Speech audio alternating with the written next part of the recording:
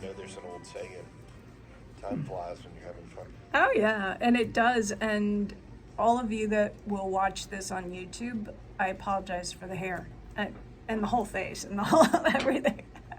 I'm just going to apologize for all of it. It's not a good hair day when it's rainy out. No, but just listen to the content. I won't apologize for that. Some of the other alternatives for better feeling bodies would include adding spices to your foods. Things like ginger will reduce inflammation, rosemary, and cinnamon. I mentioned this before, but if you have a computer, go to National Prevention Strategies. It's America's Plan for Better Health and Wellness. This was something that Regina Benjamin, I tried to put them all together in one word. She was a, part of our public health at one time, in charge of all of it. And she created a plan to be healthier. And it has 7 different components. It's about 125 pages online. But it is worth downloading that to just get a look at some of those things. And we were talking the other day about salt and the bad rap that salt gets. And a question came up, which is Himalaya salt better than every other salt out there? And Himalaya salt, we sell it in a store, it has a lot of minerals in it, which makes it a great salt for your body. Celtic salt also has a lot of great minerals in it. I am just a person out here saying stuff. If I had my choice to pick, I pick based on where things come from. So Himalaya salt comes from Pakistan, comes from the Himalaya mountains. A lot of the Celtic salts come from France, Guatemala, and Mexico. We have a salt very similar to Celtic salt, which is Celtic salt, but it's harvested in the United States. So I always pick Redmond's over other salts because I know where it's harvested, it's pure, it has the minerals in it that we need for our body. All the minerals were taken out of our salt, which is a different topic for another day, but that is one of the reasons why we don't feel as well as we should. I will tell you that the Redmond salt is delicious salt. It is really good. It's not, when you try one of these Celtic or Himalaya salts, you will really taste salt, and it's beautiful on your foods, and it's nice, and you're going to really enjoy it, versus what we've been so used to pouring out portion-wise, which we will save for a different time.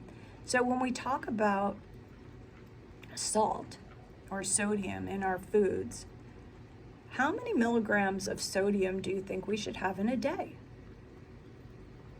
It's a tough question. Yeah, so 1,500 milligrams. How much does that equal out to? Not a lot. Is that a tablespoon? I don't know, I have to Google that. I should have Googled it for this, but maybe somebody could Google it for us and let us know.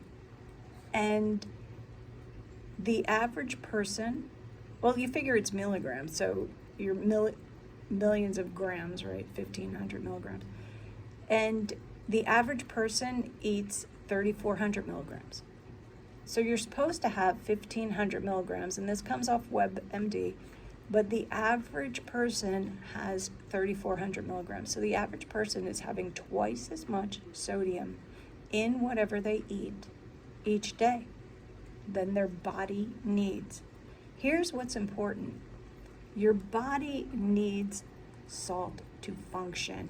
It needs sodium for muscle contractions, muscle relaxation. It needs it for its nerves. It's in every single cell. It actually helps the cells function and know what to do. We need it. Too much salt leads to high blood pressure, heart disease, stroke, depletes your calcium and magnesium. So the big motivators of cells in our bodies, if you want to call it that, are calcium, magnesium, sodium, and potassium. A lot of other things. This is simple science.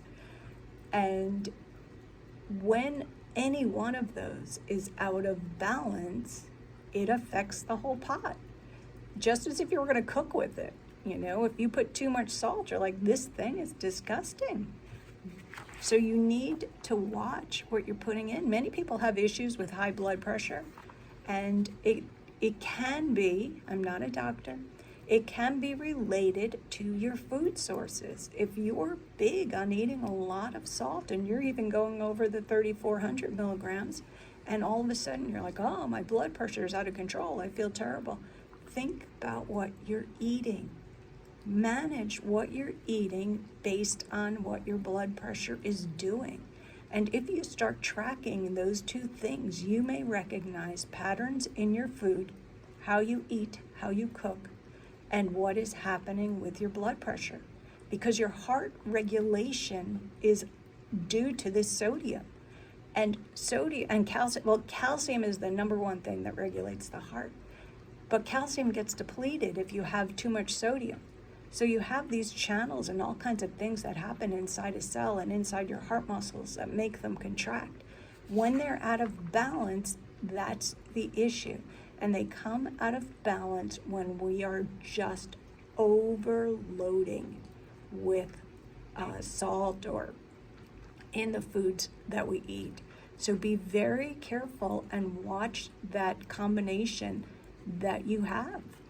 So some of the other things that too much salt will do is increase swelling in your hands and feet, increase headaches, increase your thirst, bloating. So people go, I hear this a lot in the stores. People tell me that they are up all night going to the bathroom. Well, one of the reasons you could be up all night going to the bathroom is because you've had so much salt that you don't realize you've thirsted more, you're drinking more, which water we've talked about, you have to drink a lot of water, but you have to watch, pay attention to what you're putting in your body and how it actually affects you. Too much salt will give you insomnia.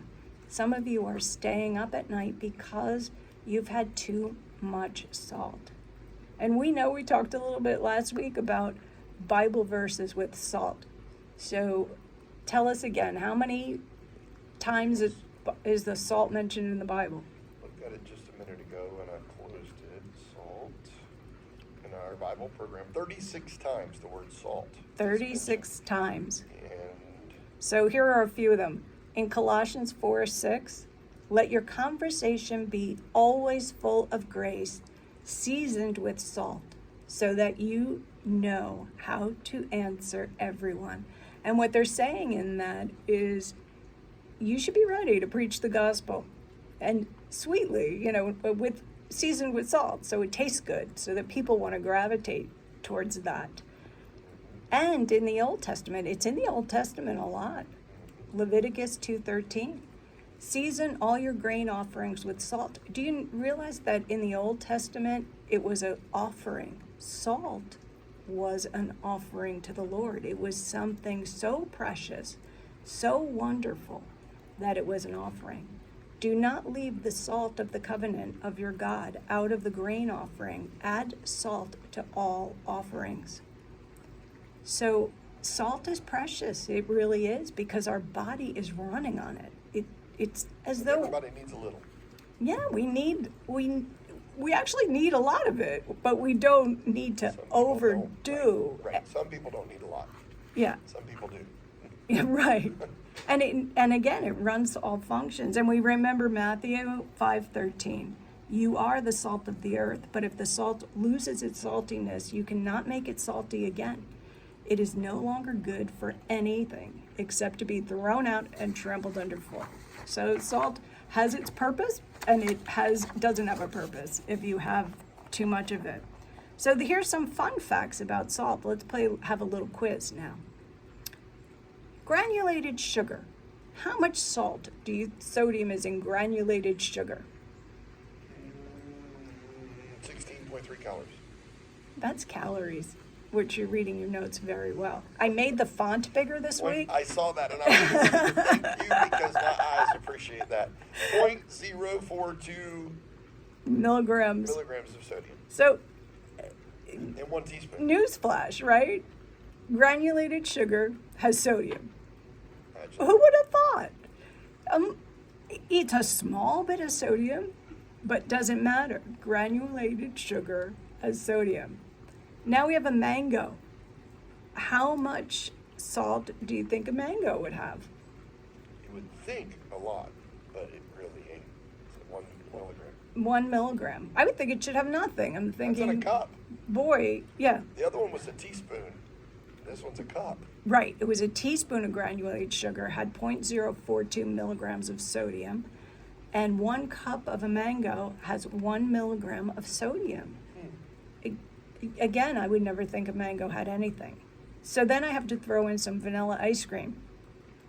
Oh, Yeah, half a cup. Who eats half a cup of vanilla ice cream? not it. Not me. Maybe a cup or two. Yeah. Yeah. That whole portion thing that I have, that gets thrown out the window. I create my own portion size when it comes to ice cream. Yeah. A half a cup of vanilla ice cream has 52 milligrams of salt. Wow. Pastrami. 1 slice, which is 1 ounce of pastrami, has Only Oh, 302. only 302 milligrams. So now you see how we progressed. 1 slice of pastrami. I grew up in New York and I worked in Manhattan for many years. There was no such thing as the 1 slice pastrami sandwich. Just saying. Just saying. There was never the 1 slice pastrami sandwich. I think pastrami sandwich too would be one of those, it has to be bigger than the palm of my hand. It actually has to be piled high, like a good 4-6 inches. Including with the fingers. Oh yeah, yeah. So 302 milligrams in 1 slice of pastrami. Now remember, we want to stay in the 1,500 milligram range. Isn't that most lunch meats are made with lots of sodium? Oh yeah, oh yeah. Yeah, there is a lot of sodium in there. Now I don't want to rain, because it's raining outside. I don't want to rain on anybody's Thanksgiving, but let's talk gravy. Let's still talk gravy. Let's talk gravy. 1 I tablespoon. need to talk about gravy right now. So the mashed potatoes was how much? I didn't even A put mashed handful? potatoes on there. Yeah, 1 handful. Well, you said That's right, pasta. that's right. It was 1 thumb, right? Yeah. No, pasta. Fist. 1 fistful, yeah. Okay. Well, There you go. 1 fistful of potatoes don't work well with 1 teaspoon. 1 Or tablespoon. Even at that. Generous 1 It tablespoon doesn't of gravy. even do good with that. All right, so look about this. It's like a quarter of a milligram of sodium in 1 tablespoon. So 4 tablespoons of gravy has about 1 milligram of sodium in it. 4 tablespoons of gravy is, to me, About a cup. like no gravy at all. Like, over my why even mashed bother? potatoes, yeah. Why even bother? So if you look at your pastrami sandwich for a minute with 302 milligrams in 1 slice, right? And we're shooting for 1,500 milligrams. You know, that whole sandwich is well over Your 1,500. your 1,500, just in that area. So you have to watch those, the things that you're putting on your food, in your food. I stopped salting, although I love the red mint salt. I'll use it depending on if I'm sauteing a vegetable, I'll throw some salt on it. But I rarely will sit down and salt something. I'll salt during cooking, but I don't salt after cooking. So if you could take that tip or just try that, you'll reduce your sodium.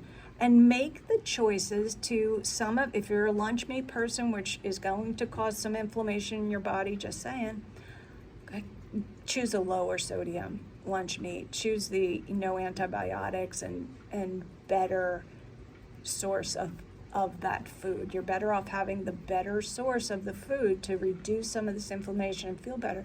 Too much salt in your body just makes you feel awful. So I was saying before that I have struggled with my weight my whole life. I think I will do a whole show on it one time, but I have been all over the board with weight.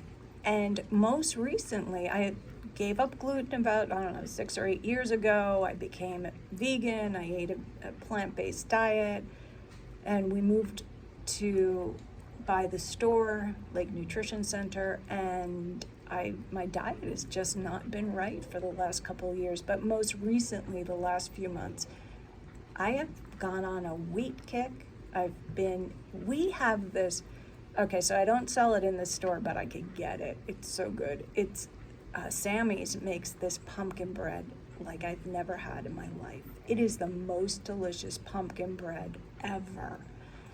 And I buy it, when I order for the store, I'll just tell the girls, get me some pumpkin bread. No, I don't eat wheat, but and this Sammy's pumpkin bread, one bread is like a ball, and I could eat the whole thing in 2 days.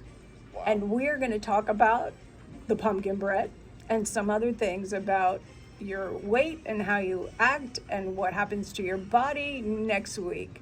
Happy Thanksgiving, not next week, the week after, but happy Thanksgiving to all of you. God bless each and every one of you. Have a wonderful, wonderful time with your families, and praise the Lord for another year.